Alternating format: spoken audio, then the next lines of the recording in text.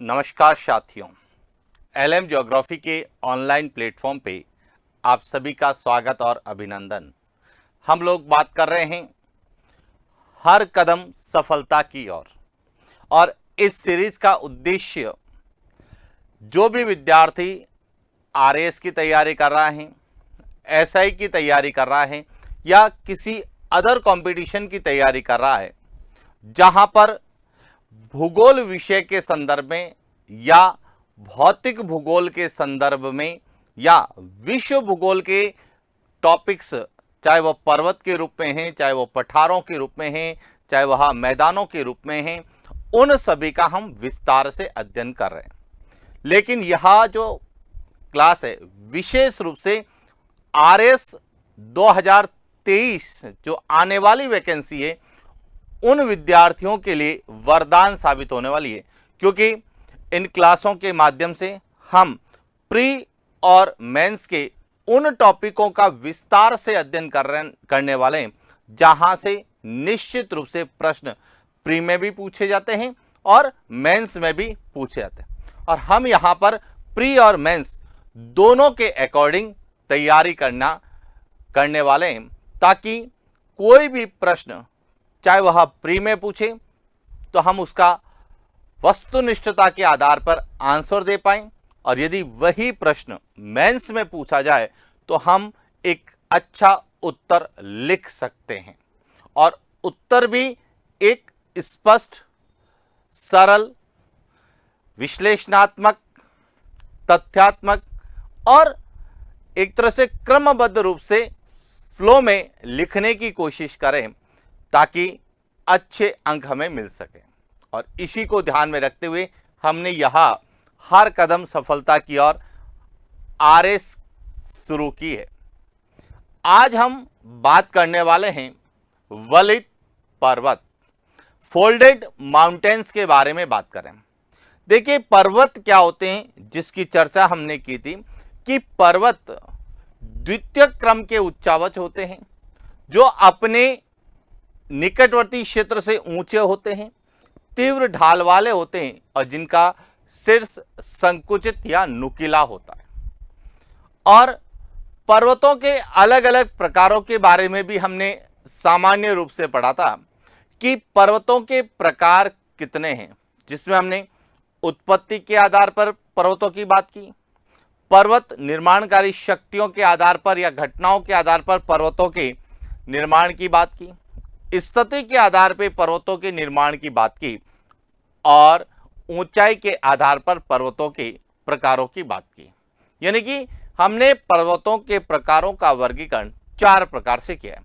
और उसी श्रृंखला में आज हम बात करने वाले हैं पर्वतों के प्रकार में उत्पत्ति के आधार पर जो पर्वत बने उनमें सबसे पहले है वलित पर्वत या फोल्डेड माउंटेन्स की, कि फोल्डेड माउंटेन्स क्या होते हैं, फोल्डेड माउंटेन्स कहां आपको मिलेंगे, फोल्डेड माउंटेन्स क्यों बनते हैं, उसके बनने के पीछे क्या कारण होता है, और विश्व में प्रमुख फोल्डेड माउंटेन कौन कौन से हैं, उनके क्या क्या प्रकार हैं या उन्हें किस श्रेणी में हम रखते हैं।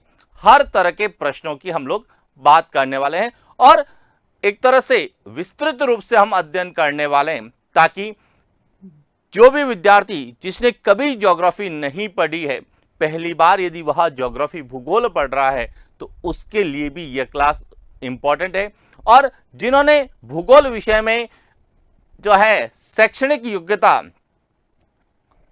ली है, चाहे वह ग्रेजुएशन किया हो, चाहे उन्होंने सीनियर सेकेंडरी में पढ़ा हो, चाहे उन्होंने पीजी किया हो, उन विद्यार्थियों के लिए भी यह वरदान होगी, क्योंकि कंपटीशन में हमें जो पूछा जाता है वह कॉन्सेप्ट और फैक्ट दोनों को पूछा जाता है, दोनों के साथ समायोजन की जो है प्रक्रिया होती है उसके आधार पे पूछा जाता है। तो देखिए, बात करते हैं वलित पर्वत। और वलित पर्वत को पढ़ने से पहले हमें पता होना चाहिए कि वलित पर्वत जो है पर्वतों की किस श्रेणी में रखा जाता है, यानी कि कौन से पर्वतों के प्रकारों के अंतर्गत आते हैं। तो देखिए, बात करते हैं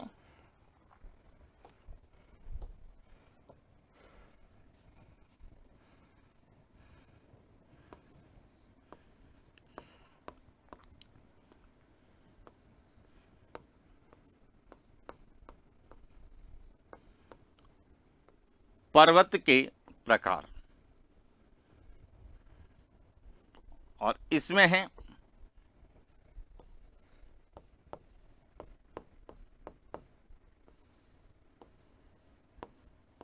उत्पत्ति के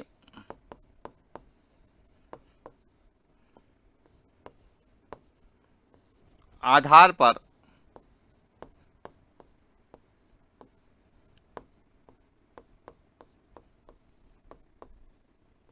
पर्वत के प्रकार, कि उत्पत्ति के आधार पर पर्वत कितने प्रकार के होते हैं।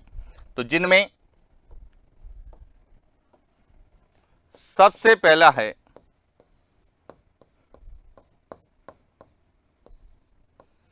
वलित पर्वत, दूसरा है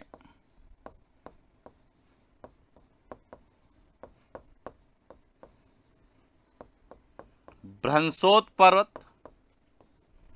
तीसरा है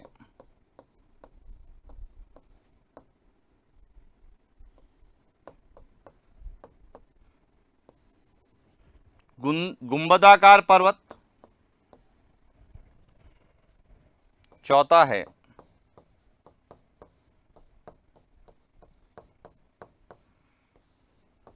संग्रहित पर्वत, पांचवा है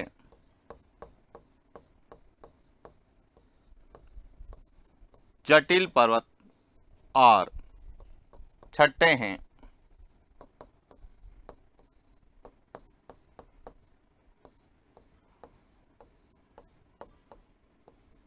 अवशिष्ट पर्वत। यानी कि उत्पत्ति के आधार पर हम पर्वतों को 6 अलग अलग श्रेणियों में विभाजित करते हैं, और उनमें आज हम बात करने वाले हैं वलित पर्वत। अब देखिए वलित पर्वत क्या होते हैं, तो इनको समझने के लिए, यानी कि वलित पर्वत के निर्माण को समझने के लिए हमें प्लेट विवर्तनिकी सिद्धांत का उपयोग करना होता है। यानी कि वलित पर्वत की उत्पत्ति हम प्लेट विवर्तनिकी सिद्धांत के आधार पर करते हैं, क्योंकि आप लोगों ने कभी हिमालय के बारे में पढ़ा होगा, और जब हम हिमालय की उत्पत्ति को पढ़ते हैं तो हम सबसे पहले यही पढ़ते हैं कि भूसन्नति संकल्पना और प्लेट विवर्तनिकी सिद्धांत के अनुसार हिमालय की उत्पत्ति। तो अब प्लेट विवर्तनिकी सिद्धांत क्या है, तो प्लेट विवर्तनिकी सिद्धांत हैरी हेस के द्वारा दिया गया एक सिद्धांत है जो ये बताता है कि पृथ्वी पर जितनी भी भू आकृतियां हैं, चाहे वह आपके पर्वत के रूप में दिखाई दे रही है, घाटियों के रूप में दिखाई दे रही है, भ्रंशन के रूप में, दरारों के रूप में आपको दिखाई दे रही है, तो इनके पीछे कहीं न कहीं प्लेट विवर्तनिकी सिद्धांत काम करता है। यानी कि पृथ्वी की प्लेटें या उनकी पृथ्वी की प्लेटों की गति जो है वह इसके लिए उत्तरदायी मानी जाती। तो अब जब वलित पर्वतों के बारे में अध्ययन करते हैं तो सबसे पहले तो हमें प्लेट विवर्तनिकी को समझना पड़ेगा, यानी कि पृथ्वी जो है इसमें कौन कौन सी प्लेटें पाई जाती हैं, कितने प्रकार की प्लेटें पाई जाती हैं, कहां पाई जाती हैं, और उन प्लेटों में कौन सी गति हुई है जिसके कारण वलित पर्वतों की उत्पत्ति हुई है या फिर भ्रंशोत पर्वतों की उत्पत्ति हुई है। तो इसीलिए हमें थोड़ा सा वलित पर्वत को छोड़कर पहले प्लेट विवर्तनिकी सिद्धांत को समझना होगा कि प्लेट विवर्तनिकी सिद्धांत के अनुसार पृथ्वी पर मुख्य रूप से 7 बड़ी प्लेटें थी जिन्हें हम वृहद प्लेटें कहते हैं, और इसलिए हमें थोड़ा सा पृथ्वी की आंतरिक संरचना को समझना होगा, जिसमें जो है जब हम पृथ्वी की आंतरिक संरचना का अध्ययन करते हैं, देखिए पृथ्वी की आंतरिक संरचना हमारे सिलेबस में नहीं है, लेकिन पृथ्वी की आंतरिक संरचना से हमें यह पता चलेगा कि कौन सी प्लेटें कहां पाई जाती है और उन प्लेटों में कौन सी गति किस प्रकार से हुई है, और उन प्लेटों की गति के आधार पर ही हम जो है वलित पर्वत है या भ्रंशोत पर्वत की उत्पत्ति को बता पाएंगे। और जब हमने वलित पर्वत और भ्रंशोत पर्वत की उत्पत्ति को समझ लिया तो हमें यह पता रहेगा कि यह प्लेट जो है पर्वत विश्व में कहां पाए जाते हैं, कौन सा क्षेत्र जहां पे यह पर्वत हमें दिखाई देते हैं। तो देखिए, समझने की कोशिश करना। सबसे पहले हम बात करते हैं कि जो हमारी पृथ्वी है,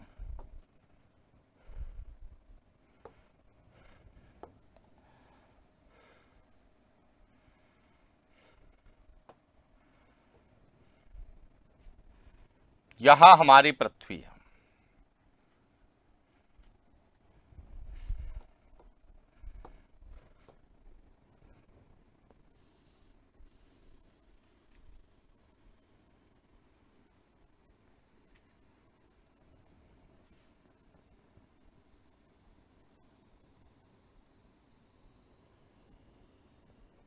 क्लियर हो गया। अब जो हमारी पृथ्वी का जो ऊपरी भाग है, जिस पर हम निवास करते हैं, जिसे हम पृथ्वी की सतह या धरातल के रूप में जानते हैं, यहां अलग अलग प्लेटों से बनी हुई है, जिसे हम लिथोस्फीयर स्थल मंडल के नाम से जानते हैं। तो लिथोस्फीयर जो स्थल मंडल है, यहां अलग अलग प्लेटों से बना हुआ है, जिसमें कुछ बड़ी प्लेटें हैं जिन्हें हम वृहद प्लेटें कहते हैं, तो कुछ छोटी प्लेटें हैं जिन्हें हम लघु या गौण प्लेटें कहते हैं। तो सबसे पहले तो हमें यह पता होना चाहिए कि हमारा जो पृथ्वी का ऊपरी भाग, जिसे हम भूपर्पट्टी कहते हैं, स्थल मंडल कहते हैं, क्रस्ट कहते हैं, तो यह कौन कौन सी प्लेटों से बना हुआ है। तो हमारी जो है पृथ्वी, यहां पे आपको 7 बड़ी प्लेटें नजर आएगी। कितनी?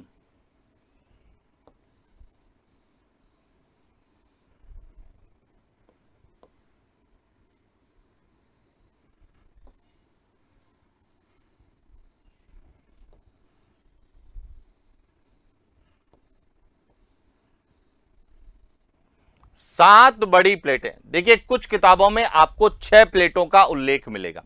अब ये पहले तो प्लेटें कौन कौन सी है यह क्लियर करें। तो देखिए, इसमें जो ये 7 प्लेटें हैं, उसमें एक प्लेट जो है वह महासागरीय प्लेटें, जिसे कहा जाता है प्रशांत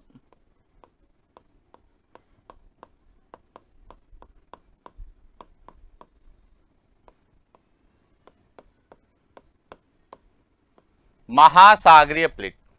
यह क्या है? वृहद प्लेट है। इसके अलावा एक प्लेट जो है वह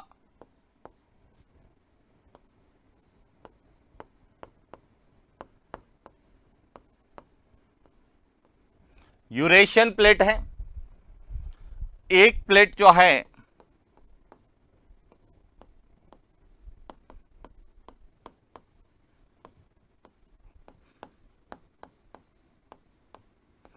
अंटार्कटिकन या अंटार्कटिका प्लेट है। एक जो है वह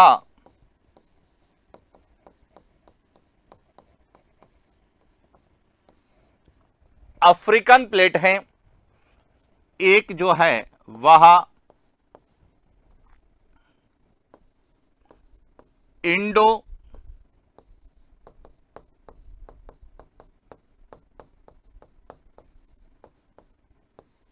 ऑस्ट्रेलियन प्लेट है। 1 2 3 4 5 प्लेटें क्लियर होगी। लेकिन कुछ किताबों में उत्तरी अमेरिकन और दक्षिण अमेरिकन प्लेट को एक ही माना है, जिन्हें संयुक्त रूप से क्या कहा जाता है?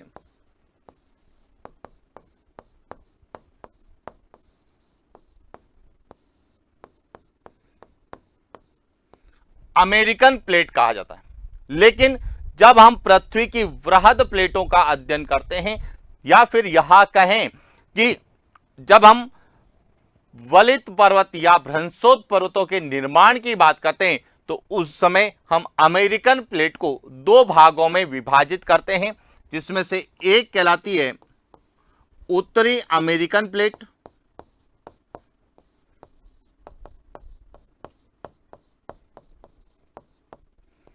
और एक प्लेट कहलाती है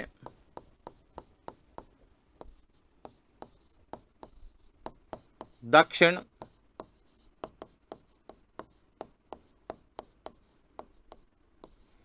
अमेरिकन प्लेट।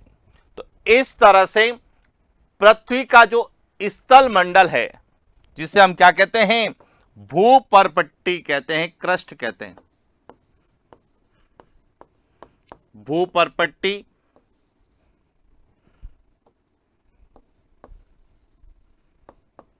क्रस्ट।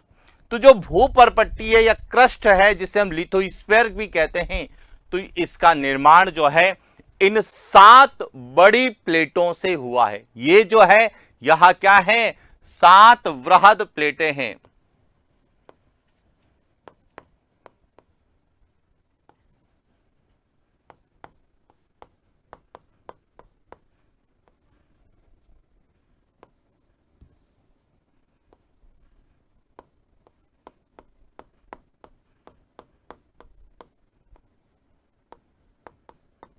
सात वृहद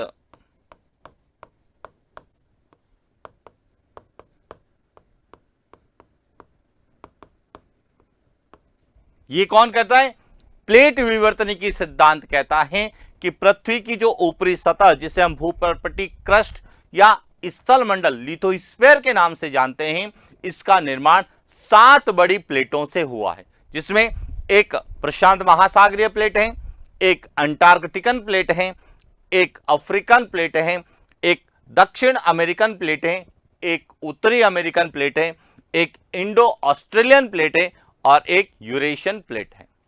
लेकिन कुछ किताबों में 6 होगा, तो उस समय उत्तरी अमेरिकन और दक्षिण अमेरिकन प्लेट को एक ही माना जाता है और उन्हें अमेरिकन प्लेट के रूप में जाना जाता है। ये तो क्या थी, वृहद प्लेटें। लेकिन इसके अलावा कुछ छोटी प्लेटें भी थी, जिसमें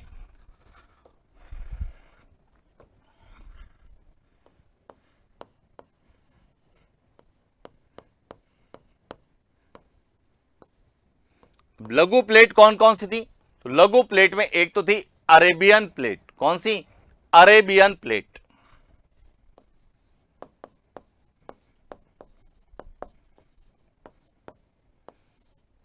अरेबियन प्लेट थी एक एक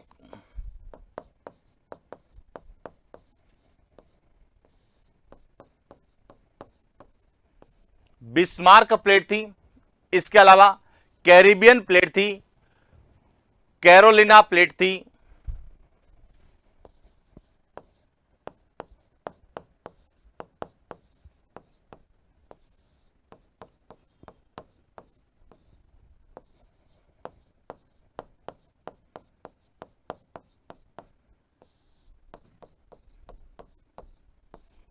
कैरोलिना प्लेट थी। इसके अलावा कोकोस प्लेट थी, जुआन डी फुआ प्लेट थी, नजका प्लेट थी और फिलीपींस प्लेट थी।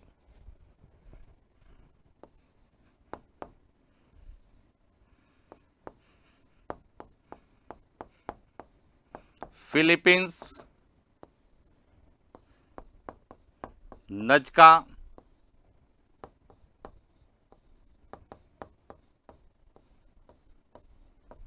जुआन डी फुआ,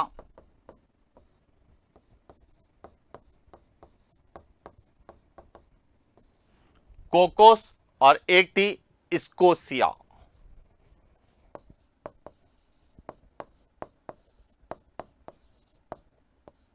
तो यहां जो है 9 लघु या गौण प्लेटें थी, जबकि 7 जो है वृहद प्लेटें थी। और इन्हीं से ही पृथ्वी के स्थल मंडल लिथोस्फीयर का निर्माण हुआ है या भूपर्पट्टी क्रस्ट का निर्माण हुआ है। और इन प्लेटों के कारण ही जो भूपर्पट्टी है, क्रस्ट है, स्थल मंडल है, जो कि क्या है, ठोस अवस्था में है। यहां तक क्लियर। लेकिन जब हम भूपर्पट्टी के अंदर की ओर जाते हैं तो मेंटल आता है। और मेंटल कैसा है, सेमी लिक्विड, जेल अवस्था में आपको मिलेगा, जहां से ज्वालामुखी क्रिया के दौरान मैग्मा या लावा निकलता है। और उसके और अंदर जाते हैं मेंटल के तो क्रोड आता है। और क्रोड जो है वह धात्विक खनिजों से या धात्विक पदार्थों से, विशेष रूप से लोहा और निकल से बना हुआ है, जो कि बहुत ज्यादा क्या है, ठोस है। ये सब हम अध्ययन पृथ्वी की आंतरिक संरचना के अंतर्गत करते हैं। लेकिन जब हम पर्वतों की बात करते हैं तो हमें प्लेट विवर्तनिकी सिद्धांत के अनुसार प्लेटों के बारे में पता होना चाहिए कि हमारी पृथ्वी का निर्माण जो स्थल मंडल है या जो ऊपरी भाग है उसका निर्माण कौन सी वृहद प्लेटों या कौन सी लघु प्लेटों से हुआ है। अब यह समझना क्यों जरूरी है, क्योंकि जब हम किसी भी वलित पर्वत की जब उत्पत्ति के बारे में बात करते हैं, निर्माण के बारे में बात करते हैं, चाहे वह हिमालय के रूप में हो, चाहे वह रॉकी पर्वत हो, चाहे वह एंडीज पर्वत हो, तो उस समय हमें इन प्लेटों के संदर्भ में पूछा जाता है कि हिमालय की उत्पत्ति के लिए उत्तरदायी संचलन भू संचलन है। अब हिमालय की उत्पत्ति के लिए उत्तरदायी भू संचलन है तो इसका मतलब है भू संचलन यानी भूमि के कौन से भाग में संचलन हुआ होगा, तो वह संचलन हुआ था इन प्लेटों में से।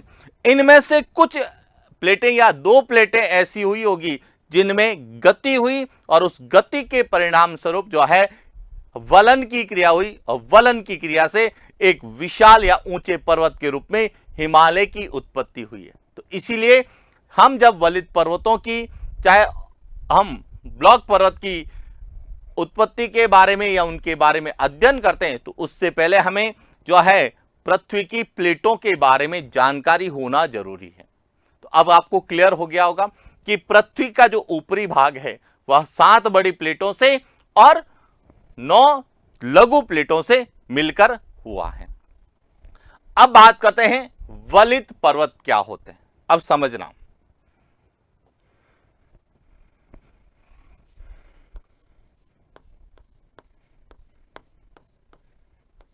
वलित पर्वत जिन्हें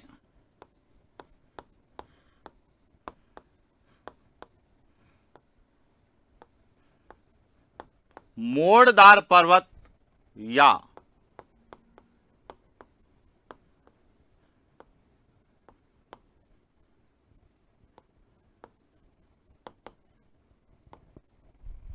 फोल्डेड माउंटेन के रूप में हम लोग जानते हैं। अब वलित पर्वत या फोल्डेड माउंटेन का निर्माण कैसे हुआ है, तो अब इसको बहुत सिंपल तरीके से समझना है, क्योंकि मैंने आपसे जो है बात की थी कि हमें जब किसी के बारे में लिखना हो, किसी का जब आंसर राइटिंग करनी हो, तो हमारे पास सबसे पहले शब्दकोश वोकैबुलरी होनी जरूरी है कि जब हम वलित पर्वत मोड़दार पर्वतों के बारे में लिखेंगे तो हमें कौन कौन से शब्दों का प्रयोग करना है। अब समझना, वलित पर्वत जब इनकी उत्पत्ति के बारे में पूछा जाता है तो सबसे पहले हमें क्या पढ़ना होता है, प्लेट विवर्तनिकी सिद्धांत। अब देखिए समझना, प्लेट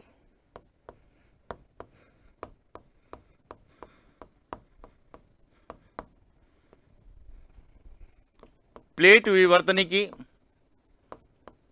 सिद्धांत यानी कि प्लेट विवर्तनिकी सिद्धांत के अनुसार जो है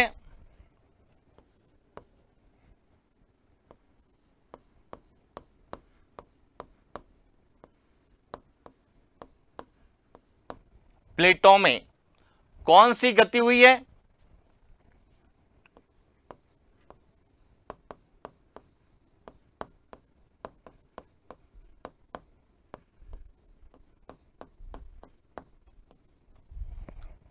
अभिसारी गति हुई है।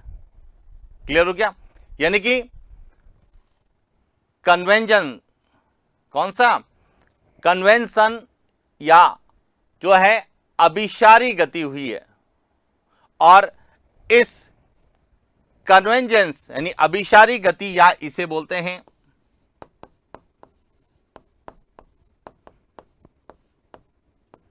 अभिसरण।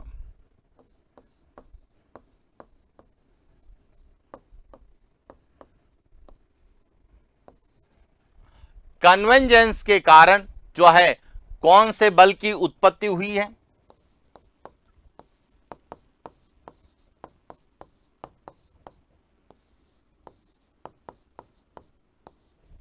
संपीड़न बल। कौन सा बल बना है, संपीड़न बल की क्या हुई है, उत्पत्ति हुई है, जिसको बोलते हैं टेंजेंशियल फोर्स।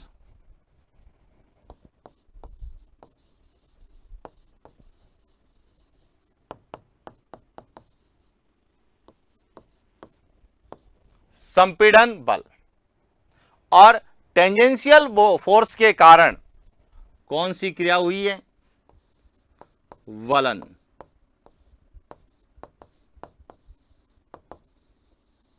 फोल्डिंग। और फोल्डिंग के कारण जो है कौन से पर्वत बने हैं,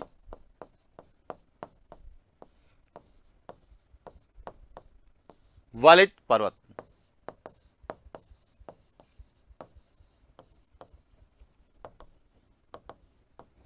फोल्डेड माउंटेन।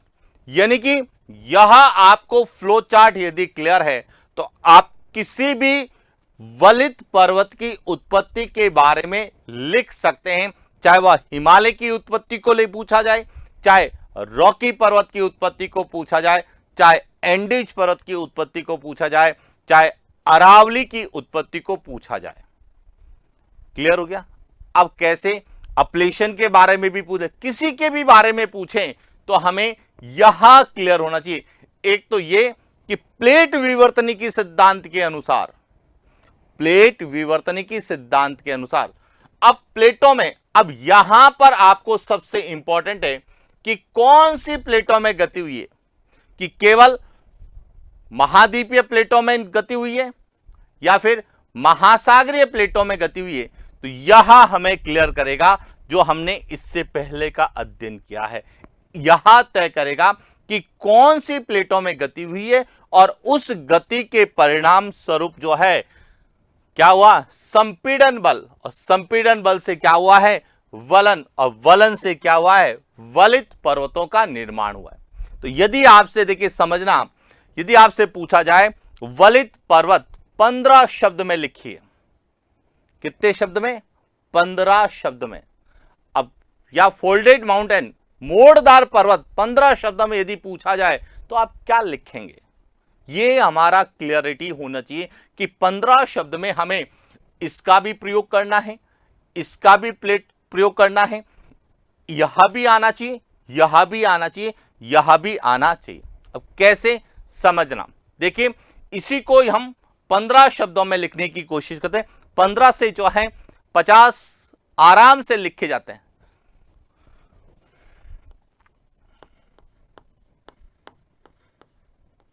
वलित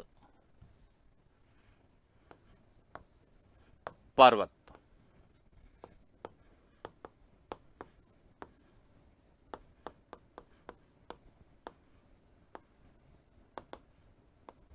folded mountain.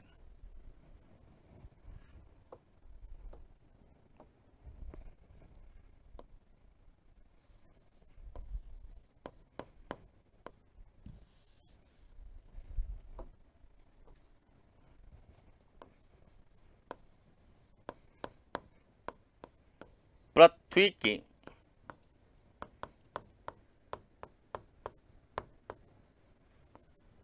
आंतरिक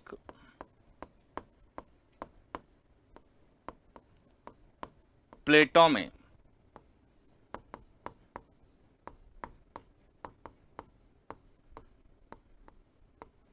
से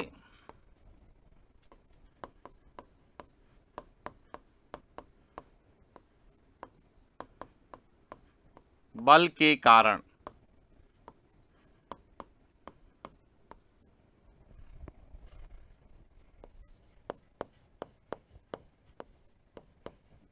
वलन की से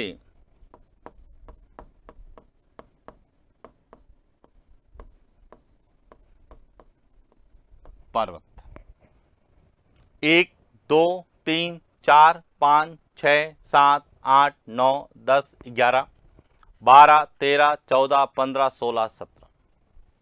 तो क्लियर हो चुका है कि वलित पर्वत क्या होते हैं, कि पृथ्वी की आंतरिक प्लेटें, अब वो आंतरिक प्लेटें जो है वृहद प्लेटें भी हो सकती है और लघु प्लेटों भी हो सकती है। जो कि विशाल पर्वत हैं, जो बड़े पर्वत हैं, वह मुख्य रूप से वृहद प्लेटों के परिणाम स्वरूप बने हैं। तो पृथ्वी की आंतरिक प्लेटों में अभिसरण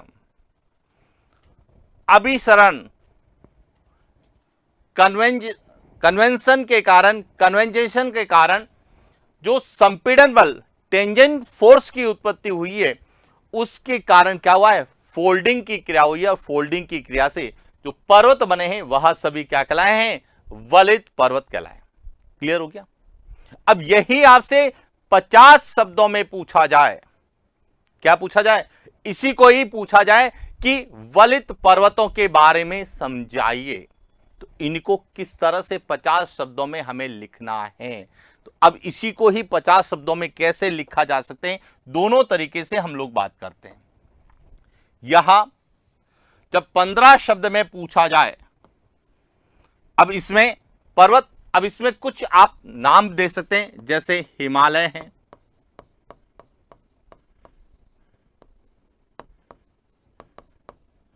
अरावली है, रॉकी।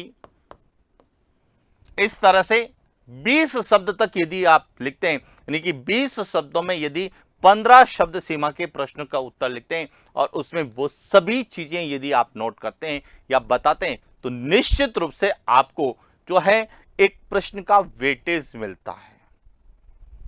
और वेटेज मिलता है क्योंकि आपने सब चीजें बताई है। इसमें प्लेटों के बारे में भी बताया है, उनकी गति के बारे में, क्रिया के बारे में बताया है, उससे कौन सा फोर्स उत्पन्न हुआ उस फोर्स के बारे में बताया, उस फोर्स के कारण कौन सी क्रिया हुई है उसके बारे में भी बताया है, और इससे जो पर्वत बने हैं वह भी बताएं, और कौन से पर्वत वलित पर्वत के उदाहरण है यह भी बताएं।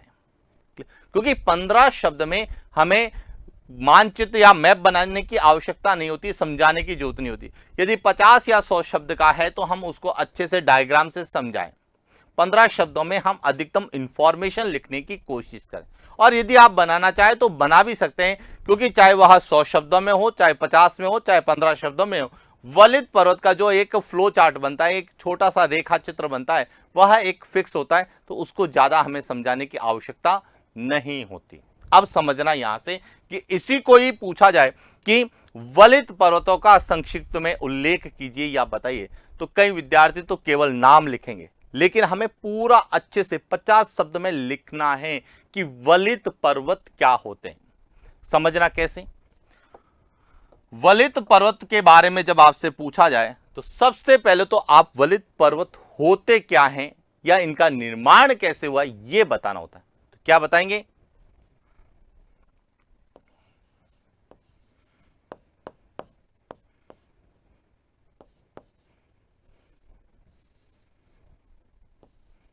पृथ्वी के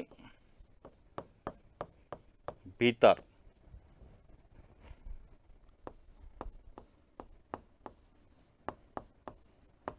महाद्वीपीय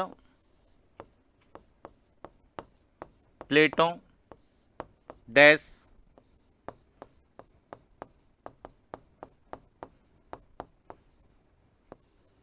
महासागरीय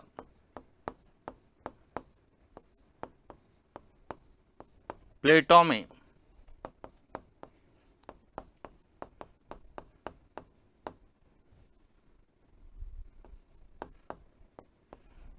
अभिसारी गति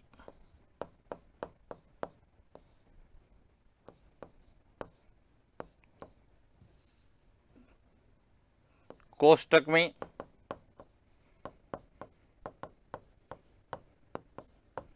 अभिसरण के कारण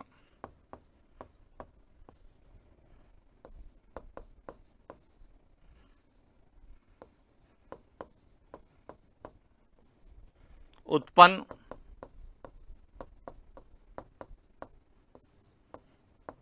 संपीड़न बल से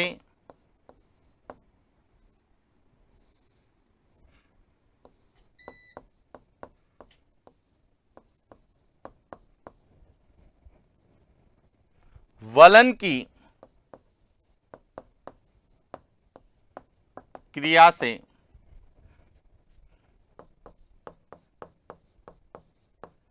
निर्मित पर्वत। अब यहां पर आप एक शब्द और लिख सकते हैं, प्लेट विवर्तनिकी सिद्धांत के अनुसार, यानी कि 50 शब्द में आप यहां शुरू करें तो यहां पे लिख सकते हैं प्लेट विवर्तनिकी सिद्धांत के अनुसार पृथ्वी के भीतर महाद्वीपीय और महासागरीय प्लेटें, अब महाद्वीपीय प्लेटें हो सकती हैं, महाद्वीपीय महासागरीय प्लेटें हो सकती हैं, या महासागरीय प्लेटें हो सकती हैं। उन प्लेटों में अभिसारी गति, अभिसरण के कारण उत्पन्न संपीड़न बल से वलन की क्रिया हुई और वलन की क्रिया से जो पर्वतों का निर्माण हुआ वे पर्वत क्या कहलाएं? वलित पर्वत कहलाएं। अब दूसरा पॉइंट, वलित पर्वत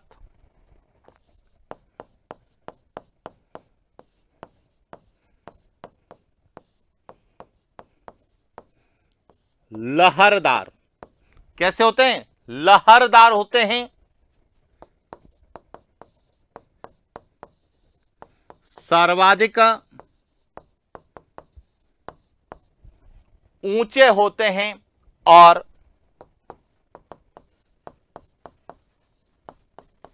सर्वाधिक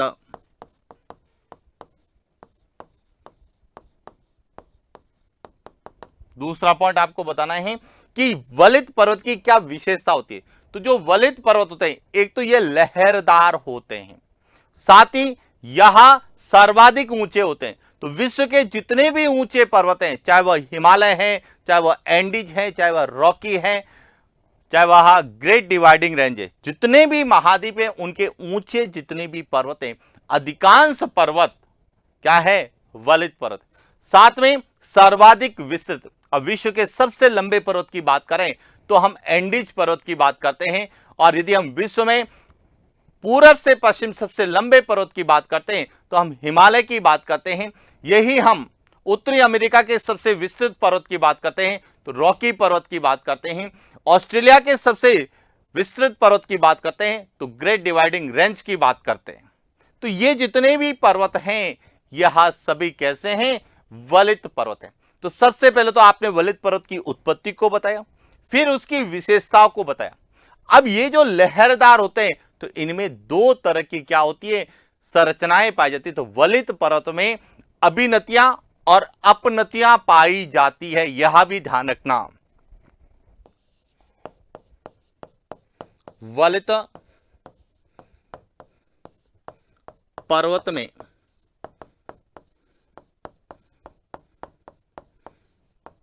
अभिनतियां, क्या? अभिनतियां, जो वलन से नीचे हुआ धसा हुआ भाग, वलन से नीचे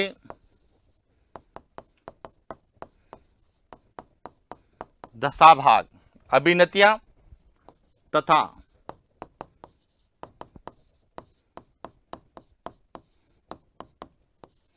अपनतियां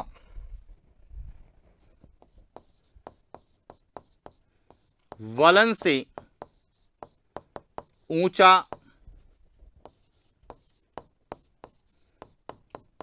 उठा भाग पाई, यानी कि आपने 3 पॉइंट में 3 चीजें बताई। सबसे पहले तो आपने यह बताई कि जो कि वलित पर्वत की उत्पत्ति कैसे हुई है, दूसरे में बताया कि वलित पर्वत की विशेषता क्या होती है, तीसरा वलित पर्वत में कौन सी संरचनाएं पाई जाती है कि जो ऊपर उठा हुआ भाग क्या कहलाता है और नीचे धसा हुआ भाग क्या कहलाता है। इसके बाद देखिए और समझने की कोशिश करना, इसके बाद आपको यह बताना है कि वलित पर्वत कितने प्रकार के होते हैं।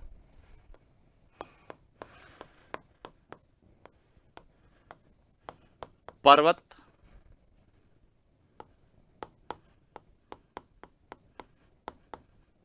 दो प्रकार के होते हैं। ए,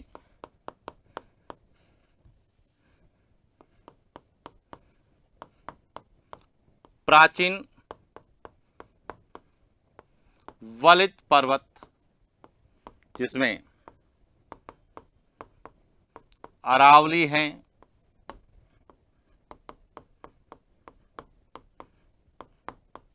अपलेशियन है, यूराल आदि। और दूसरा है नवीन वलित पर्वत, जिसमें हिमालय है,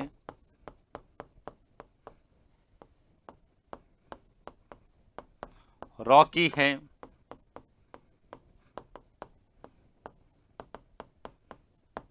एंडीज आदि।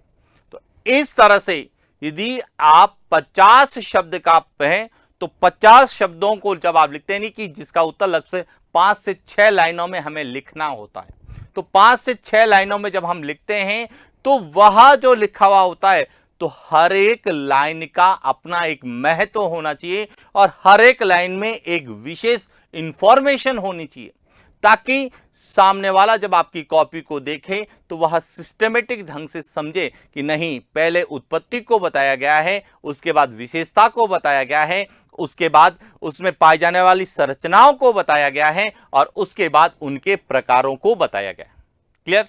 और इसके बाद आपके पास जगह है तो आप जो भी इंफॉर्मेशन इसके बारे में पता है तो वह भी आप लिख सकते हैं और साथ ही साथ आप जो है इसका डायग्राम भी बनाएं।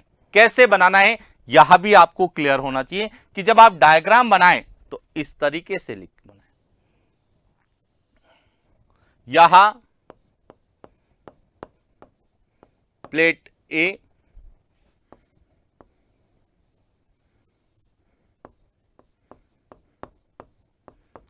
अब प्लेट बी।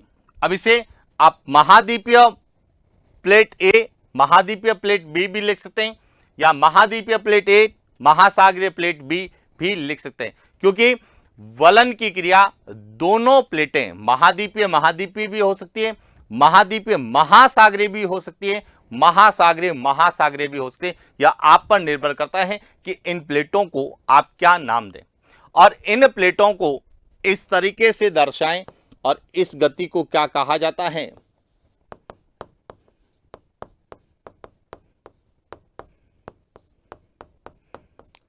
अभिसारी गति, कि जब दो प्लेटें एक दूसरे की ओर गति करती है, देखिए ए और बी जब एक दूसरे की ओर गति करती है तो इस गति को कहा जाता है अभिसारी गति। और अभिसारी गति के कारण क्या होगा? कंप्रेशन। सॉरी, एक चीज मैंने गलती कर दी, मैं वापस थोड़ा सा बैक जाता हूं।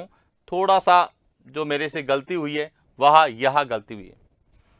यहां जो है संपीड़न बल को हम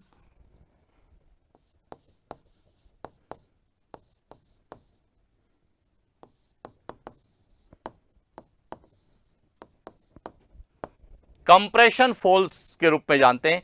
टेंजेंटल फोर्स तनाव मूलक बल होता है। यह मेरे से जो है गलती हुई है, तो इसको थोड़ा सा आप सुधार करें कि संपीड़न बल, कंप्रेशन फोर्स, कंप्रेशन होता है जो कंप्रेशन जो होता है संपीड़न होता है, और संपीड़न के कारण यहां पर भी संपीड़न बल है और इसके बाद इसके कारण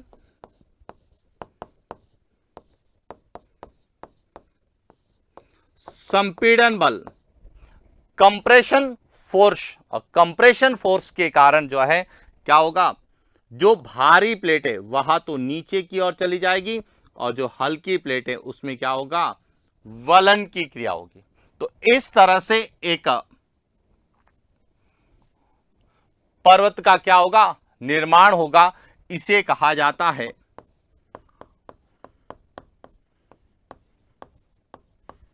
वलित पर्वत।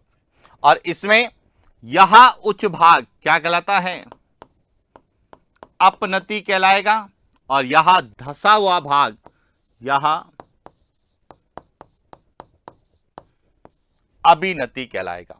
और इस तरह से यदि आप एक रेखा चित्र बना देते हैं तो निश्चित रूप से वलित पर्वत क्या होते हैं, और वलित पर्वत जो है उनको 15 शब्द में और 50 शब्द में कैसे लिखा जा सकता है, इस पर हमने बात की।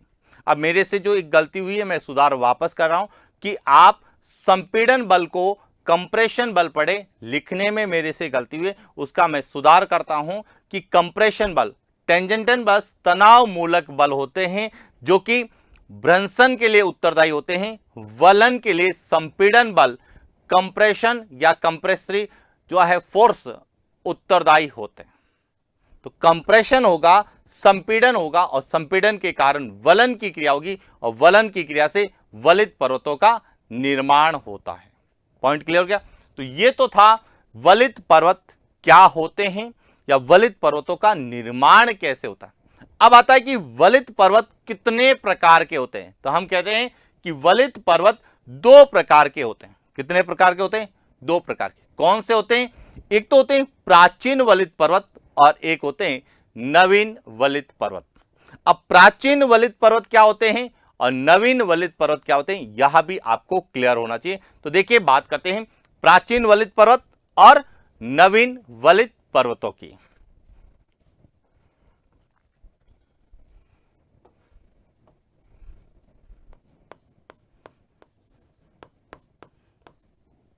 प्राचीन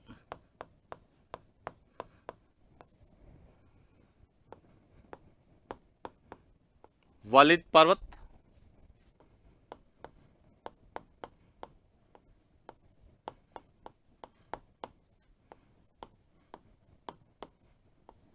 नवीन वलित पर्वत। अब प्राचीन वलित पर्वत क्या होते हैं कि वे पर्वत जिनका निर्माण अल्पाइन पर्वतीकरण से पूर्व हुआ है, यानी कि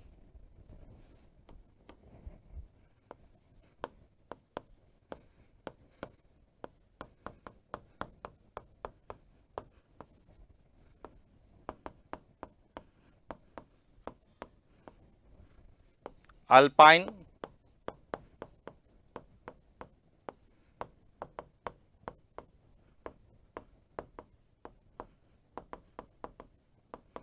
पूर्व, जिनका निर्माण अल्पाइन पर्वतीकरण से पूर्व हुआ है, उन्हें हम प्राचीन वलित पर्वत कहते हैं। और जिनका निर्माण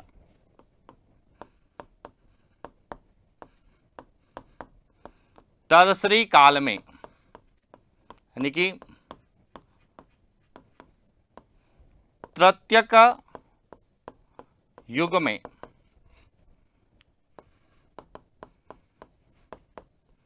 अल्पाइन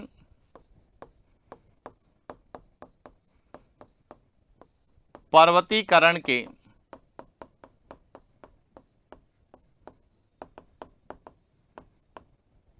दौरान हुआ है। तो दोनों चीजें क्लियर होनी चाहिए कि प्राचीन पर्वत जो है वलित पर्वत, यहां टर्सरी काल तृतीयक युग से पहले, जो कि अल्पाइन पर्वतीकरण से पहले हुए हैं। और जब हम पर्वत निर्माणकारी घटनाओं में पढ़ते हैं तो प्री कैम्ब्रियन कालीन पर्वत हैं, कैलिडोनियन कालीन पर्वत हैं, हर्शियन कालीन जो पर्वत हैं, यह सभी प्राचीन वलित पर्वत के अंतर्गत आते हैं, जबकि अल्पाइन क्रम के जो है पर्वत है वह सभी नवीन वलित पर्वत के अंतर्गत आते हैं। क्लियर? अब इनकी क्या विशेषता है?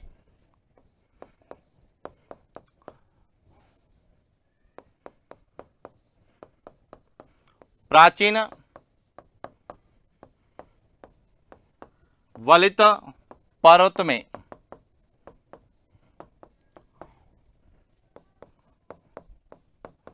उत्थान की प्रक्रिया क्या हो चुकी है? समाप्त हो चुकी है।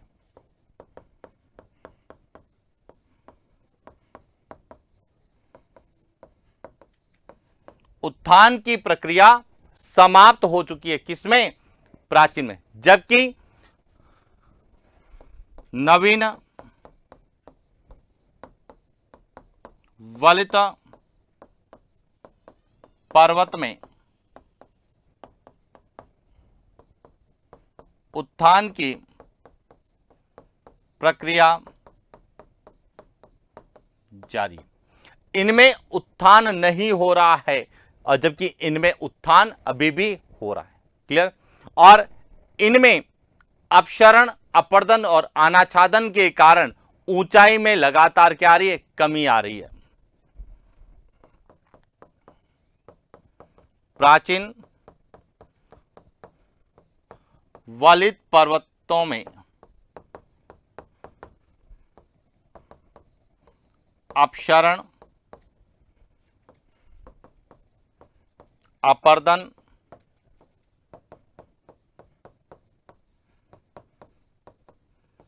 अनाच्छादन के कारण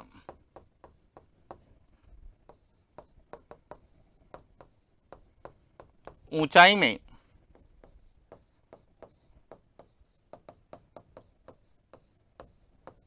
कमी आ रही है, जबकि इनमें जो है वह प्लेट विवर्तनिकी सिद्धांत उत्थान के आधार पर जो है इनमें ऊंचाई में क्या है, वृद्धि हो रही है, ऊंचाई बढ़ रही है।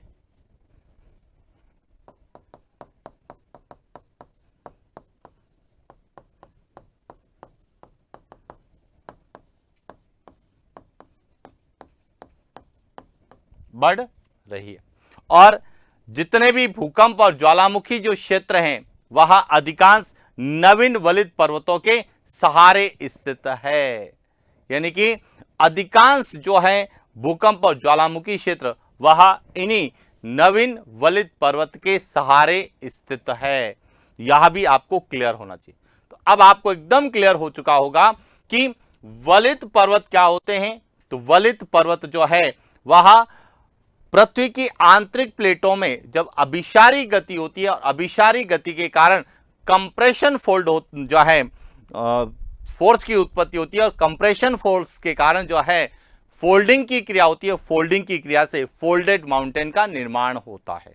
क्लियर। तो ये था आज का हमारा सेशन जिसमें हमने वलित पर्वतों के बारे में पढ़ा कि वलित पर्वत क्या होते हैं, इनका निर्माण कैसे होता है, इनकी क्या विशेषताएं हैं और वलित पर्वत कितने प्रकार के होते हैं। अब विश्व में कौन कौन से वलित पर्वत हैं, उनका निर्माण कैसे हुआ है, विश्व में कौन कौन से प्राचीन वलित पर्वत हैं, उनका निर्माण कैसे हुआ है, उनके लिए कौन सी प्लेटों में गति हुई है, कौन सी प्लेटें उनके निर्माण के लिए उत्तरदायी है, उनके बारे में विस्तार से चर्चा करेंगे नेक्स्ट क्लास। तो आज के लिए इतना ही। शायद आपको यह क्लास बहुत अच्छी लगी होगी, क्लियर हो चुका होगा कि वलित पर्वत क्या होते हैं और केवल वलित पर्वत को यदि आधार बना के प्रश्न हमसे पूछे जाएं तो क्या हमारी लेखन शैली होनी चाहिए और शब्द सीमा के भीतर हम किस तरह से उसका आंसर राइटिंग कर सकते हैं। क्योंकि इस क्लास का उद्देश्य केवल आपको समझाना रटाना नहीं है, यहां पे आपको प्री के साथ साथ मेंस के लिए भी तैयार करना है कि जब भी वलित पर्वत का प्रश्न आता है तो उसका किस तरह के प्रश्न हमें पूछे जाएंगे, किस तरह से हमें उसका आंसर 15 शब्दों में और 50 शब्दों में हम लिख सकते हैं। क्योंकि हम 15 और 50 शब्दों की अच्छी तैयारी कर लें तो निश्चित रूप से 100 शब्दों में उत्तर लिखना और ज्यादा आसान हो जाता है। क्योंकि बड़े टॉपिक को छोटे शब्दों में लिखना बहुत टफ होता है, लेकिन छोटी चीज को बड़ा चढ़ा कर लिखना आसान होता है। तो इसीलिए ध्यान रखना, हम यहाँ पर 15 और 50 शब्दों के प्रश्नों के उत्तर लिखन शैली का भी अभ्यास कर रहे हैं और आप भी जो है निश्चित रूप से साथ साथ इनके उत्तर आंसर राइटिंग खुद लिखने की कोशिश करें कि वलित पर्वत 15 शब्द में क्या होने चाहिए, कौन कौन सी शब्दों का प्रयोग करना चाहिए, 50 शब्दों में मुझे लिखना है तो कौन कौन सी शब्दों का प्रयोग हमें करना है। क्लियर हो गया। अब यदि हो सकता है क्लास के दौरान कोई शब्द हमसे गलती से लिखा जाता है, जैसे मैंने संपीड़न बल को जो है टेंजेंट बल के रूप में लिख दिया, तो गलती एक मानवीय भूल है और इसका मैंने सुधार कर लिया है, लेकिन इसको आप अदर वे में न लें। आप यदि किसी प्रकार की जो है मानवीय भूल होती है तो कोशिश हमारी यही रहेगी, हम सुधार करेंगे यदि वह गलती हमें पकड़ में आती है। और हो सकता है क्लास के दौरान कोई भी चीज नहीं समझ में आती है, पकड़ में नहीं आती है, तो आप इसको अपने स्तर पर सुधार कर लें। जैसे मैंने संपीड़न बल को टेंजेंट बल लिखा तो कई विद्यार्थियों के मन में आ रहा होगा कि संपीड़न बल को टेंजेंट बल कहते ही नहीं है, सर गलत पढ़ा रहे हैं। हो सकता है मानवीय भूल, गलती सबसे होती है और आदमी गलतियों का ही पुतला होता है और गलतियां करके ही सीखता है। तो इसीलिए इसको अदर वे में न लें, आप अपने स्तर पर स्व विवेक से सुधार कर लें और सुधार करके कोशिश ये करें कि खुद अच्छे से अच्छा लिखने की कोशिश करें, क्योंकि सफलता सदैव स्वयं के प्रयासों से मिलती है। हम तो केवल आपको एक मार्गदर्शक हैं, आपको एक जो है रास्ता बताने वाले हैं कि क्या हमें करना चाहिए और क्या हमें नहीं करना चाहिए। अब तय आपको करना है, आप अपने स्तर पर उसमें कितना अच्छे से सुधार कर लें, कितना उसको व्यवस्थित करें, किस तरह से अपने आप को तैयार करें, यह खुद पर निर्भर करता है। और जितने भी चयनित युवा साथी हैं, जितने भी जो है आगे बढ़े हैं, चाहे वो आरएस या हो चाहे वो आईएएस हो, तो उनके जब हम इंटरव्यूज देखते हैं, उनके लेख को पढ़ते हैं, उनके विचारों को जब सुनते हैं, तो सबका जो है फाइनली जो एक शब्द आता है वह आता है कि सेल्फ स्टडी। सेल्फ स्टडी को ज्यादा टाइम दीजिए, ठीक है ना। खुद समय के अनुसार अपनी जो है समय योजना बनाइए, टाइम टेबल बनाइए, और टाइम टेबल को बनाते हुए समय के साथ, समय प्रबंधन के साथ अपने आप को स्व अध्ययन में भी लगाएं। खुद भी अच्छी किताबों का, पुस्तकों का अध्ययन करें। और हम जो आप लोगों को बता रहे हैं यह एक तरह से मार्गदर्शन है कि किस तरह से जो आप पढ़ रहे हैं उसको व्यवस्थित लिखा जा सकता है, व्यवस्थित पढ़ा जा सकता है, और कम शब्दों में किस तरह से हम उसका एक अच्छा उत्तर लिख सकते हैं, इसका हम प्रयास करें। और ये प्रयास निरंतर जारी रहेगा। बस साथियों, आपको इस क्लास को अच्छे से देखना है, समझना है और अपने स्तर पर खुद के सेल्फ नोट्स बनाने हैं। और कोशिश ये करना कि आज जैसे हमने वलित पर्वत, फोल्डेड माउंटेन बनाए हैं, तो वलित पर्वत का आप पहले वलित पर्वत क्या होते हैं 15 शब्द में, वलित पर्वत क्या होते हैं 50 शब्द में, वलित पर्वत कितने प्रकार के होते हैं 2 प्रकार के होते हैं। तो हो सकता है आपसे पूरे वलित पर्वत के प्रकारों का उल्लेख कीजिए, संक्षिप्त में उल्लेख कीजिए, किसी भी तरीके से पूछा जा सकता है। तो आप उनको अपने स्तर पर अच्छे से लिखने की कोशिश करें और निरंतर नोट्स बनाएं। और प्रश्न उत्तर फॉर्मेट में जब आप लिखेंगे तो आपको शब्द सीमा का, लेखन शैली का पूर्ण जानकारी भी होगी और आप एक अच्छा उत्तर लिख सकते हैं। तो आज के लिए इतना ही, मिलते हैं नेक्स्ट क्लास। Thank you.